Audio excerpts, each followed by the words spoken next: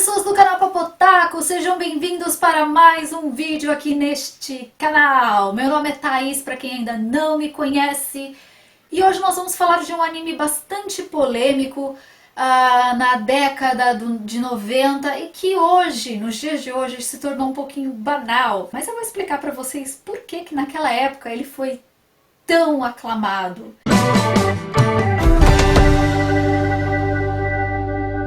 Serial Experiments Lain foi um anime que foi ali na virada do milênio, em pleno 1998, quando a internet ainda estava surgindo. Era tipo aquela internet discada que quase ninguém usava ainda, era cara, fazia aqueles... sabe, todo aquele barulhinho assim. Pois é.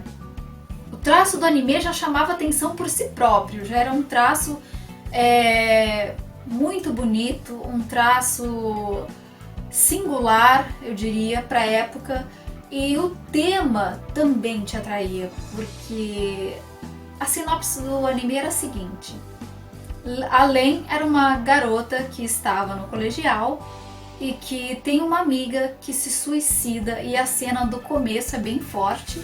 Né? A menina de fato se suicida pulando de um prédio, e eles não poupam em cena de sangue, nada disso. A menina pula de um prédio e algumas semanas depois todo mundo começa a receber e-mails dessa garota morta, incentivando as pessoas a fazerem o mesmo, a se matarem, a se juntarem a ela. E ela alegava que ela não estava morta, mas sim ela estava na Wired.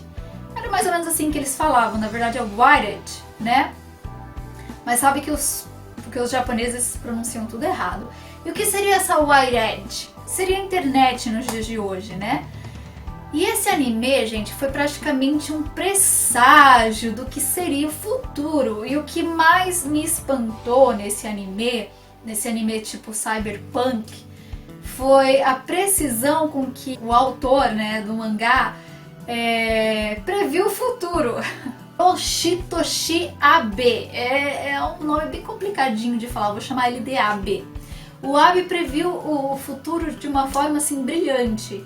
Ele colocou as pessoas tão viciadas de computador num sistema de internet mesmo, que hoje em dia as pessoas com telefones, smartphone como é hoje, sabe, gente? E naquela época não existia celular, tipo 98. Deixa eu pensar, acho que existia aqueles tijolão que meu pai tinha, que era literalmente um tijolão.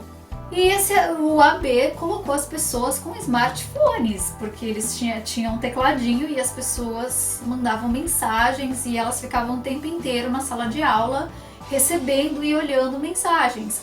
E a Len, a princípio, ela era uma menina muito tímida, ela não conversava muito com as pessoas, ela tinha ali uma ou duas amiguinhas ali, e elas iam muito num cybercafé. Olha isso, um cybercafé. Hoje em dia, todo mundo vai falar, você tá falando de um anime onde as pessoas vão num cybercafé? Sim, mas em 1998, te garanto que não existia. Cybercafé não existia. E as pessoas iam lá para jogar umas contra as outras. Isso também não existia. Naquela época não existia essa de jogar online. Em 1998 as coisas ainda eram meio parada. Não eram como era, nossa, muito longe de ser o que é hoje. Então estava previsto o bug do milênio, né, que ia acabar a energia, que ia dar um bug, né? Era a era do genoma, da ovelha Dolly que foi clonada. Então tava se falando muito em o mundo acabar, e a virada do milênio acontecer alguma coisa muito esdrúxula, e a tecnologia e o exterminador do futuro virar realidade, as máquinas dominarem os seres humanos, oh meu Deus! Então esse anime sim, foi muito profético. É um anime muito eficiente em mostrar essa parte, vamos dizer assim, essa parte que o ser humano temia naquela época, na virada do milênio. O anime, conforme vai passando o anime, a gente, através do personagem principal, através da Len, que começa, ela pede pro pai dela, o pai dela mexe com computadores, né? Ela pede um computador pro pai dela e ela começa então a navegar na Wired, que seria a internet. E essa navegação é uma coisa meio surrealista, vamos dizer assim, uma coisa que ainda não existe, mas não sei se um dia isso não vai existir no mundo real, tá? Só essa parte que não se concretizou do anime. Mas, embora não tenha se concretizado totalmente, na série já mostrava que nós temos avatares. Por exemplo, a gente não tem avatar num joguinho do The Sims, num joguinho do Second Life, a gente tem avatares, né? Que você cria o teu avatar e vai, sei lá, pra Grécia, vai não sei pra onde, então. Ela criava avatar dentro da Wired e ela ia pra vários lugares, e ela ia pra lugares desconhecidos, ela começou uma investigação por conta própria pra saber o que estava acontecendo, por que a menina se matou. E a menina que se matou dizia que ela estava viva dentro da Wired, que ela tinha virado tipo um software. Isso mesmo. Ela estava dizendo que ela tinha rompido a barreira entre a vida e a morte. Que ela estava agora viva, mas viva dentro da Wired. Ela não estava mais presa à vida física. Dizendo que, por exemplo, a vida física era uma espécie de prisão, uma espécie de Matrix. Isso mesmo. Isso porque a Matrix estreou um ano depois, em 99. Então, olha só, os japoneses já saíram largando na frente. E aí, a Len começa a pesquisar e ela começa a perceber que existe essa fronteira de Wired e mundo real, ela é bem tênue, é uma linha bem tênue mesmo. E ela começa a perceber que ela realmente talvez não precise do corpo físico dela. E que talvez a menina que tenha sugerido que ela tinha que se suicidar, se matar para se libertar do corpo físico, para viver realmente a realidade, talvez ela estivesse certa. Então ela chega até um pesquisador, um professor muito famoso, o professor Rod Jesson, que explica que ele estava estudando poderes psíquicos, poderes tipo paranormais que seres humanos têm, levantando essa questão, né, trabalhando essa questão de poderes psíquicos, poderes da mente, blá blá blá, que é trabalhado em tantas coisas, né, em cinema e tudo mais, né. E ele diz que através desse poder psíquico que as crianças têm, né, que as pessoas têm, ele criou um sistema, um dispositivo chamado Kids. E esse dispositivo conseguia manipular a realidade, ou seja, criando uma espécie de Matrix. Olha só que coisa mais interessante. Então esse dispositivo manipulava a realidade, só que eis o problema aqui.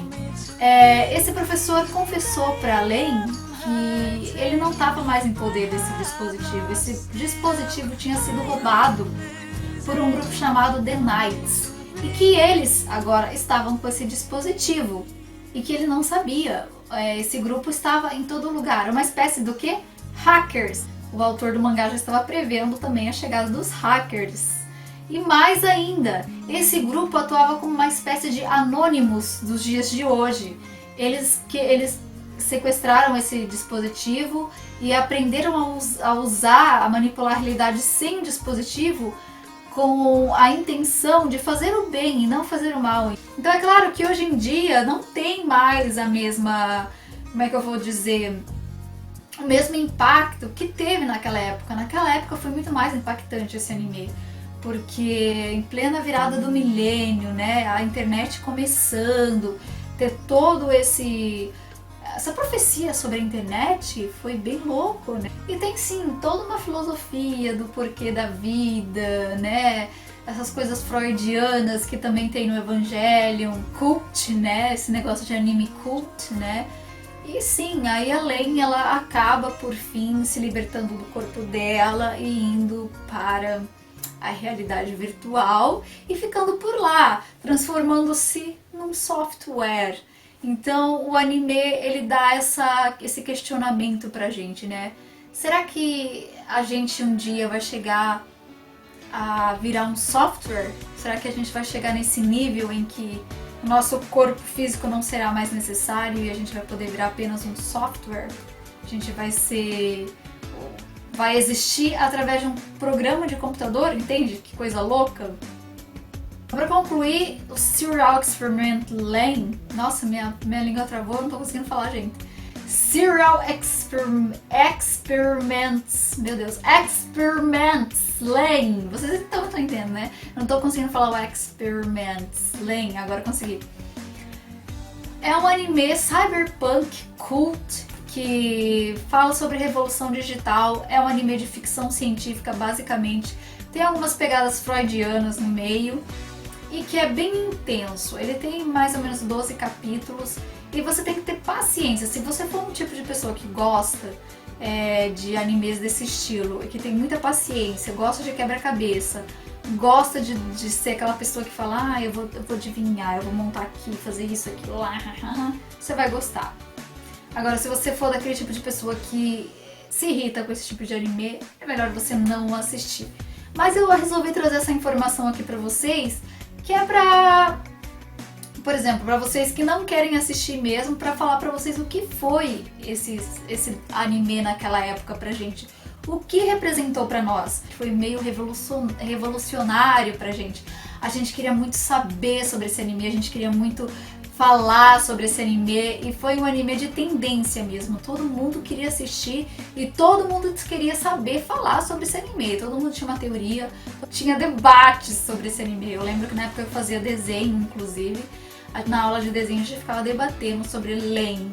Serial Experiments Lain era o nosso anime favorito de debate. Foi realmente, naquela época, foi um anime revolucionário que acabou se perdendo por causa do que aconteceu, né, gente? Hoje em dia já existe a internet, já tá aí, muitas coisas foram profetizadas. Se eu pudesse rever meus amigos lá daquela época, eu ia falar assim, olha aí, gente, quanta coisa foi profetizada naquela época de quando a gente assistiu o anime. Mas naquela época valeu muito a pena ter assistido esse anime.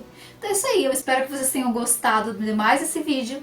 Deixem o seu like, se inscrevam no canal se vocês forem novos, porque é de graça. Compartilhem o vídeo. Um grande beijo no coração de vocês. Fui!